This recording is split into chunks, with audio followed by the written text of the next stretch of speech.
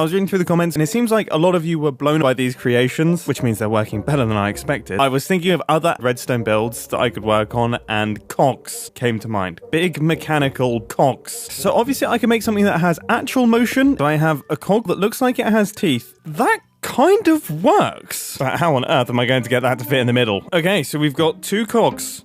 And they're kind of spinning around, and I will say these cogs kind of only look good from one angle. The speed is a big problem. They look completely detached from one another. Came up with a new way of slowing down the middle of our cog. I genuinely think this might be the best small cog. So now that we have a variety of different cog speeds, all of the cogs that we've made so far imitate movement, but what if we actually want to create movement? A cog that is actually turning. For that, we're going to need to use pistons. So this is what the outside of our cog will look like, and then we will have pistons. I think we can actually move the pistons. I don't want them to be in line with the bits of the cog, and I think I can pull this off by making use of slime blocks and honey blocks. It does limit the size of the cog. In fact, this is the biggest possible cog we can do due to piston limits, but I think this is more than enough. I placed a block in the piston. I do still maintain that I think this looks more like a cog. Now it's time to combine a bunch of cogs into one big build. So my goal is to make a big cog,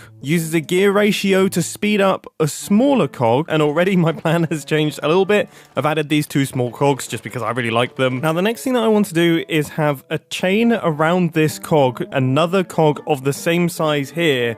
The chain goes around the outside of this cog and then goes around the inside of this cog. I'm making sure that all of the cogs are facing in the correct direction and going the right way. Now we need our big cog, which I'm going to try my best to look like is touching this one. Then our big cog is going to go clockwise, which is good because the belt from the big cog is going to be spinning and they are not conflicting with this cog here. And they do just about, with some imagination, look like they're touching. We've got a single tooth in our cog. I'm hoping I should be able to power this in exactly the same way as I've done with the smaller cog, just with a lot more pulses. I'm not gonna lie, I think this might be the best cog I've made so far. Look at this thing. All of the different cogs work really, really well. I love this.